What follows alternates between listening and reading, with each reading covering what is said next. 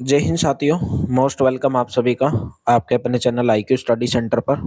तो आशा करते हैं, उम्मीद करते हैं आप सब लोग अच्छे होंगे, डेली क्लास को ज्वाइन भी कर रहे होंगे और डेली सुबह 7 बजे आपको हरियाणा करंट अफेयर्स की क्लास देखने को मिलती है। तो आज आपकी जो है जनवरी से लेकर दिसंबर 2025 तक की पूरी करंट अफेयर्स आज पूरी खत्म हो जाएगी। एक साल की पूरी करंट अफेयर्स मैंने आपको बिल्कुल फ्री ऑफ कॉस्ट करवाई है। अगर आप पूरे साल की करंट अफेयर्स प्राप्त करना चाहते हैं तो 50 रुपीज उसका प्राइस रहेगा और आप इस नंबर के ऊपर व्हाट्सअप कर सकते हैं। ग्रुप डी हरियाणा के लिए कंप्लीट PDF आप इस नंबर के ऊपर 170 रुपीज में प्राप्त कर सकते हैं। Polity theory plus MCQ Indian world geography complete जो मैं आपको क्लास में नोट्स करवा रहा हूं, उसके नोट्स आपको मात्र 70 रुपीज में प्रोवाइड करवाए जाएंगे। ठीक है, तो इस नंबर के ऊपर व्हाट्सअप करके आप सभी PDF प्राप्त कर सकते हैं। डिस्क्रिप्शन में टेलीग्राम व्हाट्सअप लिंक दिया गया है, उसको आप ज्वाइन कर सकते हैं। कुछ करना है तो डटकर चल, थोड़ा दुनिया से हटकर चल, लीक पर तो सभी चल लेते हैं, कभी इतिहास को पलट कर चल। तो चलिए, आज का हमारा क्वेश्चन है, देश के 50% जो ट्रैक्टर हैं और 60% जो दोपहिया वाहन है कौन से राज्य के अंदर बनते हैं? 50% ट्रैक्टर और 60% दोपहिया वाहन हरियाणा राज्य के अंदर बनते हैं। ऑप्शन नंबर सी करेक्ट रहेगा। देश के 50% ट्रैक्टर 60% दोपहिया वाहन निर्माण करते हुए हरियाणा को देश की वाहन निर्माण राजधानी का दर्जा मिला है।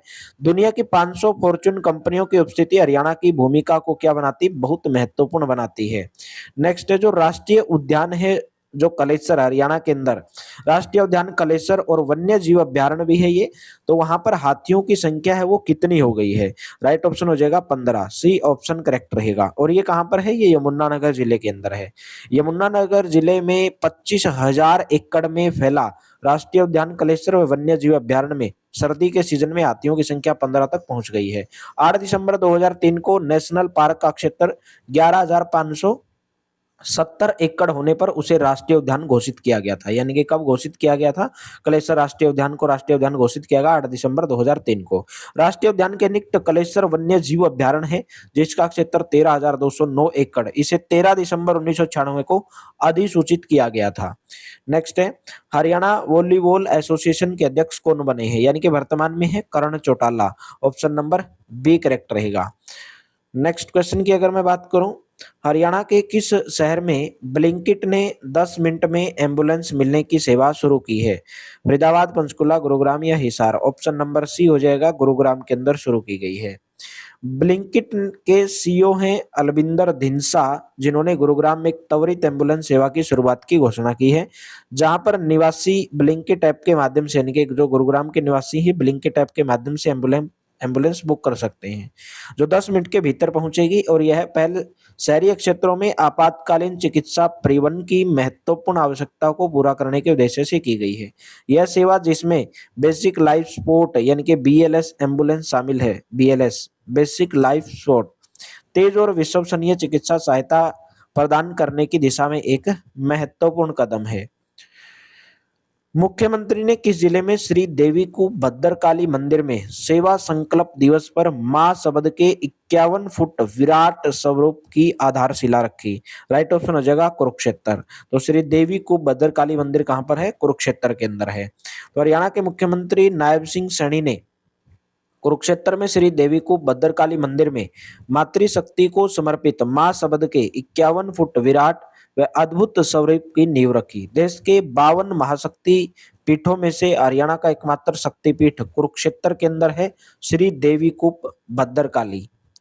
नेक्स्ट है, किस जिले में हरियाणा के पहले ग्राफ्टिंग सेंटर का शुभारंभ किया गया है?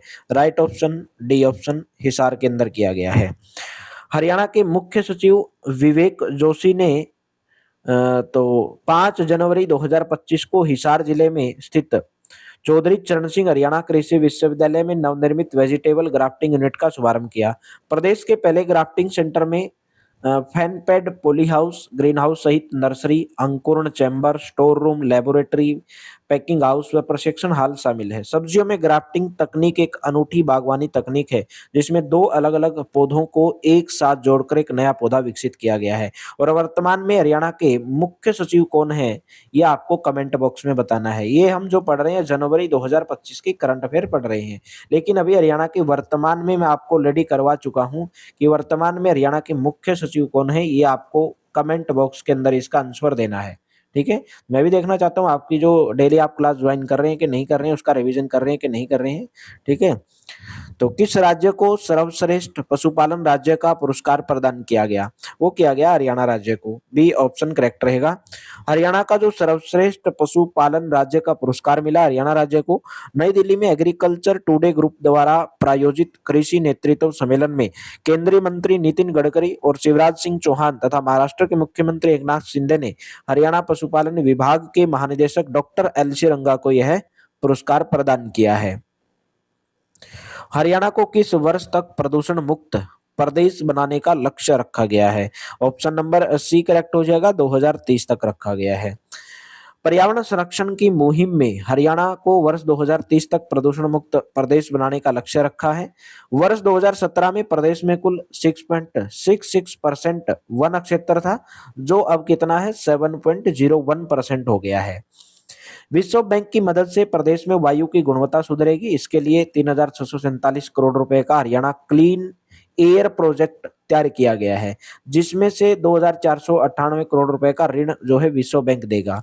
इसके अलावा टीबी मुक्त हरियाणा का लक्ष्य 2025, नई शिक्षा नीति लागू करने का लक्ष्य 2025, बाढ़ मुक्त हरियाणा का लक्ष्य 2026, पराली जलाने की समस्या से मुक्त हरियाणा का लक्ष्य 2027, नशा मुक्त हरियाणा का लक्ष्य 2029 और मलेरिया उन्मूलन हरियाणा का लक्ष्य 2030। ये सब के सब आपको याद करने हैं कि कौन सा लक्ष्य कब कौन से लक्ष्य को जो है खत्म किया जाएगा, कब किस टाइम पे लक्ष्य रखा गया है।